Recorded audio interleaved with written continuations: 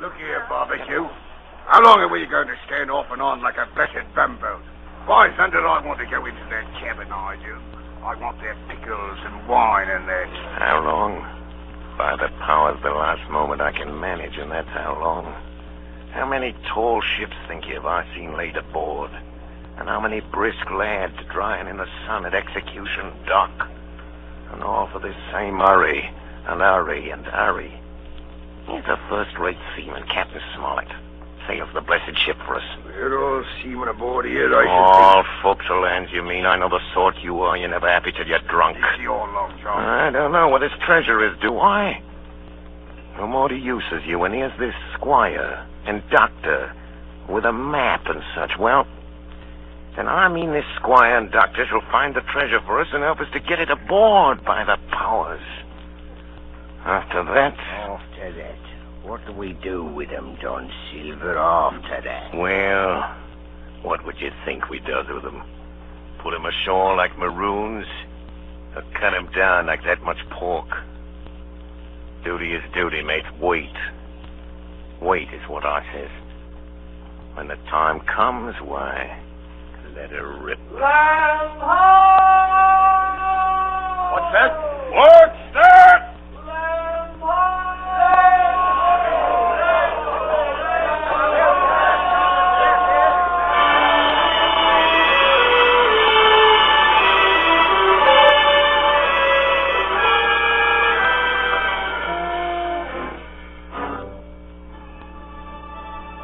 Away to the southwest of us, we saw it. Treasure Island. 10 minutes later, we were gathered in the cabin. The squire, Dr. Livesey, the captain, and myself. Now, Hawkins, you have something to say. Speak up. I did as I was bid. I told them the whole story of Silver's conversation. When that was done, all three, one after another, and each with a bow, drank my good health. Then the squire rose. Captain Smollett, you were right and I was wrong. I own myself an ass. I await your orders, sir. Silver is a remarkable man. Here's the way I see it. We must go on because we can't turn back. And what I propose is that we don't wait for them to surprise us, but that we come to blows at our own time and when they least expect it. There must be some faithful hands left. Well, we must find out who they are. Jim Shear can help us more than anyone. The men are not shy with him, and Jim is a noticing lad. Hawkins, I put prodigious faith in you.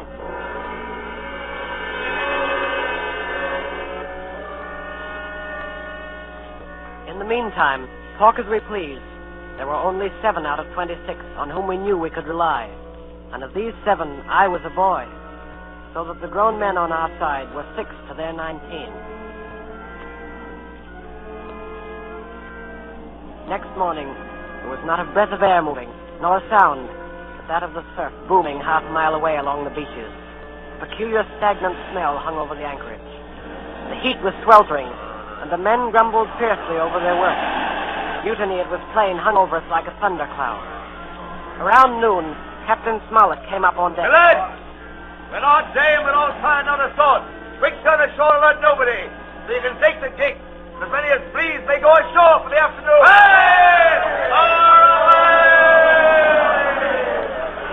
Hey, wait a minute, Ben. What's the hurry? John Silver suspected a trick. He hopped around the deck on his one leg. What's the hurry? Wait a bit, will you, man? Soon the party was organized. 6 fellows were to stay on board, and 13, including Silver, began to embark. Suddenly, I had a mad notion to go ashore, too. In a jiffy, I had slipped over the side and curled up in the foresheets of the nearest boat. No one took notice of me. The crews raced for the beach. No sooner had we touched shore than I leaped out and plunged into the nearest thicket. Behind me, I could hear John Silver's voice. Hey, Jim! Jim, my boy! Hey, Jim! Jim!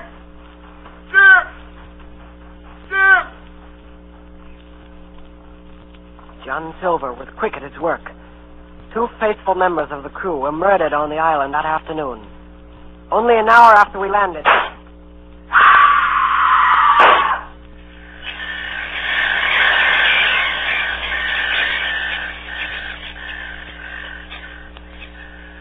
The second killing I saw with my own eyes. From where I lay hidden among the trees. Will you tell me you let yourself be led away with that kind of a mess this swabs. As soon as God sees me, I'd sooner lose me hand than turn to give me duty. Mate, it's because I think's gold dust of you. Gold dust. John Silver, you're a mate of mine no more. If I die like a dog, I'll die in me duty. You've killed Alan, have you? Kill me too if you can. But I defy you. He started to walk away. Try this, then. Long John whipped the crutch out of his armpit and sent it hurtling through the air. It struck him in the back and killed him. Then Silver brought out a whistle. I didn't wait. I ran. I ran as I never ran before.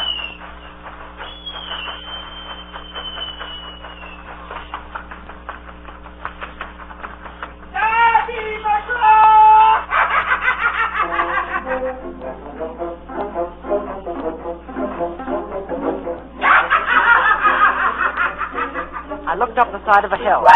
Far above me, I saw something leap behind the trunk of a tree. It seemed dark and shaggy. I turned and began to run.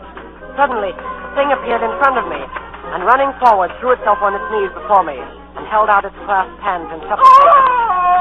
Who are you? I'm poor Ben Gunn, I am. I haven't spoke with Christian these 3 years. 3 years? Were you shipwrecked? No, mate, marooned. 3 years, lived on goats since then, and berries and oysters. Mate, my heart is sore for Christian diet. You mightn't happen to have a piece of cheese about you now? No? Well, many's a night I've dreamed of cheese, toasted mostly, and woke up again, and here I was. What'd you call yourself, mate? Jim. Jim.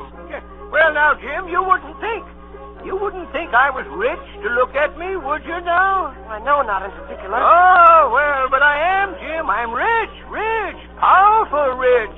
Oh, Jim, you'll bless your stars, you will. You was the first that found me.